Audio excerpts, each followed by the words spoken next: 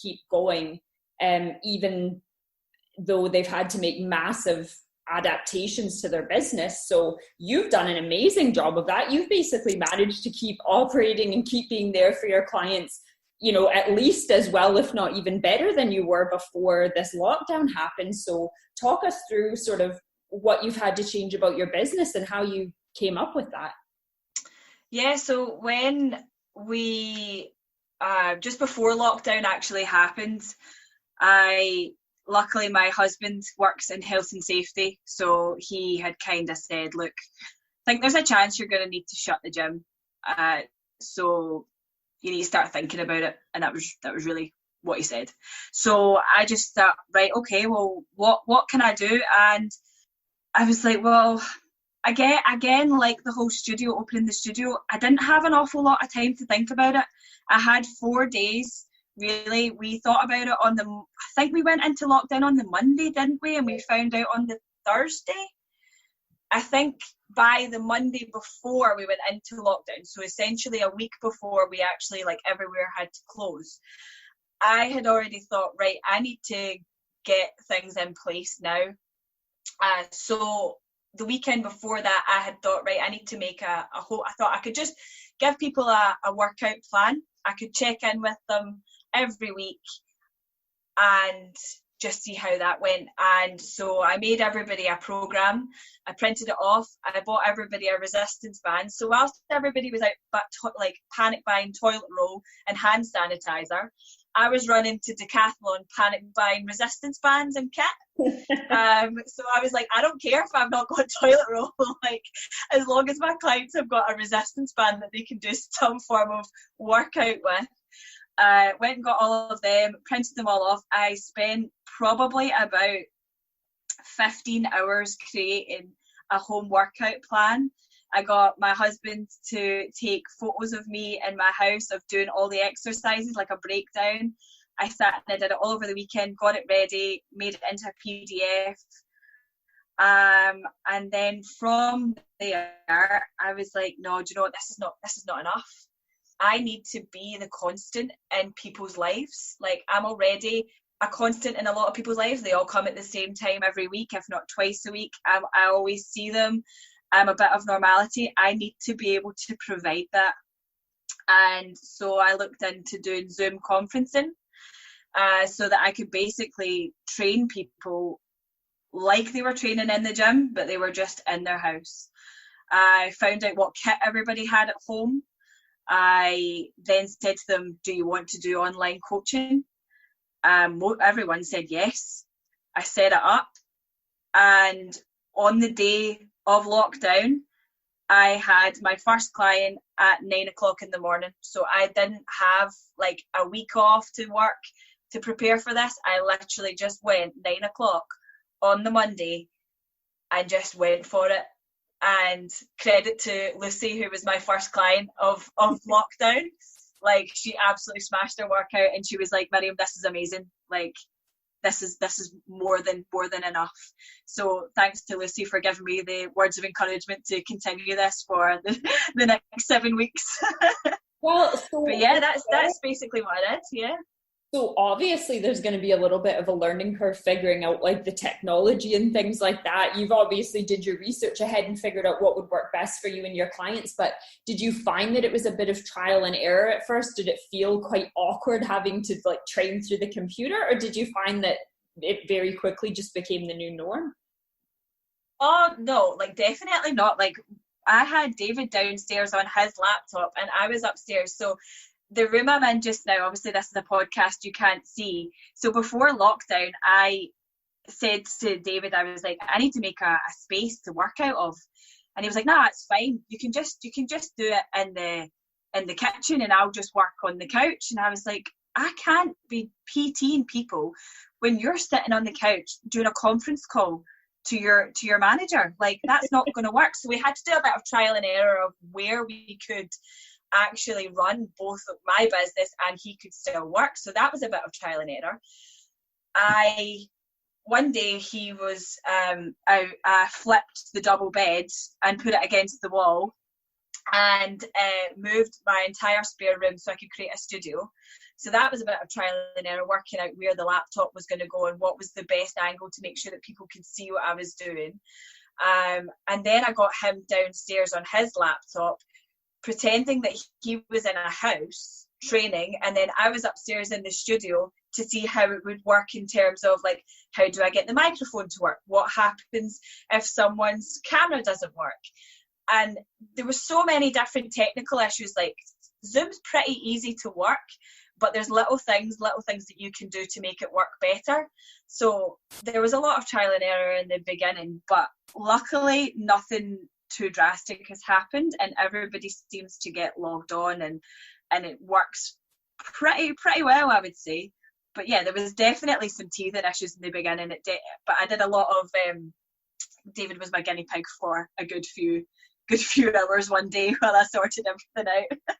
Well, I was going to say, because my first digital session with you would have been on the Thursday, so that would have only been your, I guess, fourth day.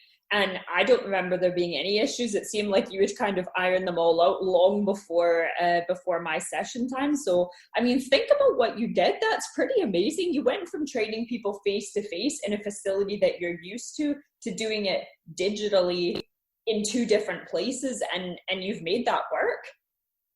Yeah, I think the first week I ran on a lot of adrenaline. I didn't really appreciate kind of what I had done.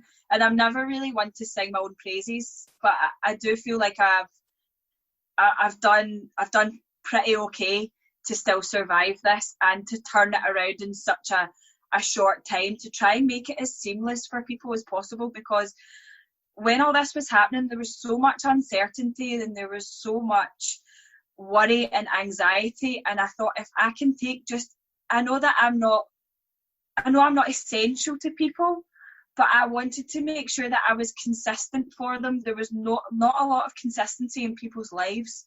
There was a lot of uncertainty, and I just wanted to make sure that there was one part of their life that could remain normal, especially for people that their whole lives were changed, like especially with people with children.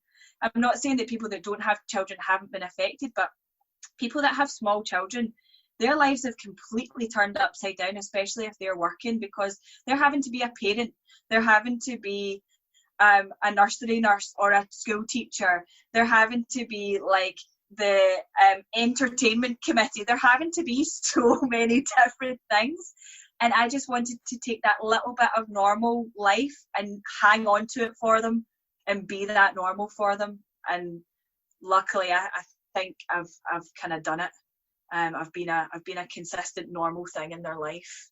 No, you definitely have. And I think you could argue that in a lot of ways you are essential, because aside from, continuing to be that consistent, a lot of people exercise not just to keep their physical fitness, but obviously the mental health benefits as well. Like you talk so much about that. And I think this is a time that is especially challenging for everybody's mental health, but especially people that have had any kind of issues with stress or anxiety or depression or mood disorders and things like that. I think if they lost you and lost their weekly or, however often they come to you, some of them twice a week, if they lost that, the effect of that on their mental health would be worrying, really damaging. So I think in a lot of ways it is essential. And what you said is so true. Like, I know that you don't like to sing your own praises, but you really did kind of go, right, what can I do to still be there for my clients? And you've done it. So I think that's amazing.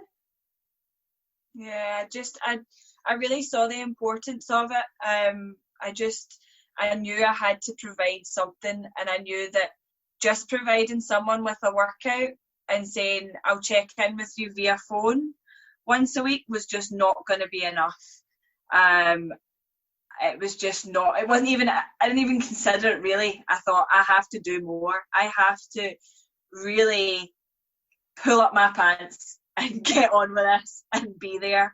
And yeah, so it's worked out pretty well. And people are actually really receptive to change. Like, I'm not very good with change, and I feel like I've coped well, but my clients have really they've coped so well with this. Like just being like, okay, let's go for it. I know that I'm very lucky because a lot of trainers their clients haven't taken to Zoom, whereas all mine have been like, yeah, let's go for it. Like, it doesn't really matter that my husband or whatever's in the same room. Like, it's just, yeah, they just go for it. They've been so receptive to it and they're just going for it, which is really lovely.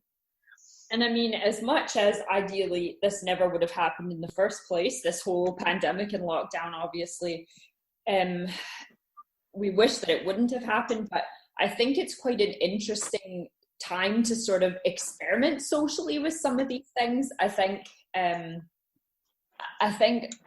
we've all had to make these major changes in our life, and you're right, you could just rebel against it and be like, I don't want to do this, or just assume that things aren't going to work, or, you know, whatever your feelings are. But in all honesty, it's been kind of an interesting little experiment to try, you know, doing these podcasts. Obviously, this podcast was a long time in the making, but just when I was getting ready to launch it, this lockdown happened. So instead of using my fancy new microphone that I bought and meeting people face to face for a coffee, we're doing this over Zoom.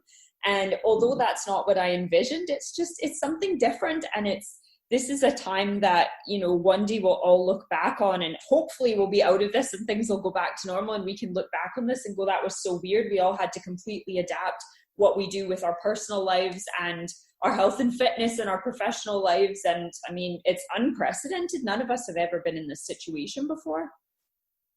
No, and you know, I think it's given a lot of people a lot of opportunity to try things like this. Like, I had always maybe wanted to try online training. I had thought from a point where maybe mums couldn't come to the gym because they were struggling with childcare.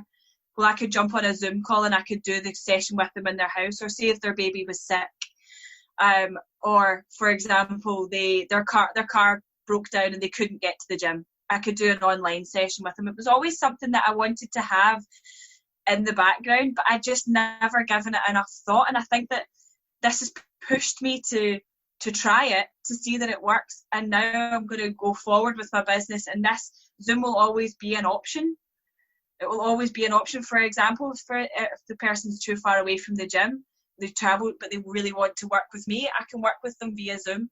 So I think it's really given people, and like yourself, like you've been talking about this podcast for so long, but probably if lockdown hadn't happened, you would have found all these other things to do before you would have done your podcast, because it's maybe not as important as your other things, whereas now it's important and you want to get it out there, and it's given you the opportunity to just go for it, really. So I think there's a lot of negatives to lockdown and lots of negatives to this whole pandemic, but there has been some snippets of positivity and really amazing things that have come out of it. And as you said before, like, see, the creativity of people has just been absolutely outstanding. What people have been able to pull out the bag, it's just been, it's really remarkable the way people have responded to this, and they've completely flipped their business with a very short period, in a short period of time.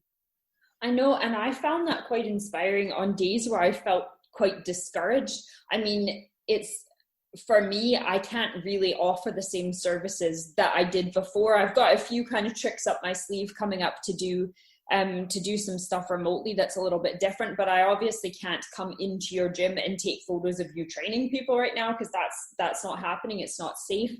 But it has given me time to focus on other areas of my business that were already there or already kind of in the works, but that, like you're saying, I didn't have time for because I was spending 3/4 of my time out, like, actually shooting. So as much as I wish I was still able to do that, there is that silver lining that I'm able to do some of the creative things that I had on the back burner for so much time now. So you're right, part of it has been trying to find the positives and seeing other people who have been motivated like yourself to just find a way to keep their business going. It's really inspiring on those days where you're feeling a bit discouraged or upset or worried about the future of your business. I think it really helps. Mm-hmm. I've never been more proud to be a small business owner throughout all of this. Totally agree. And I think you feel the same way. Like, I'm so proud to call myself a small business right now. And I know that there's there's so many people that are doing amazing things, and I think if you're a small business and you're still able to do something, then you should give yourself a massive pat on the back, because just now is not easy on anyone.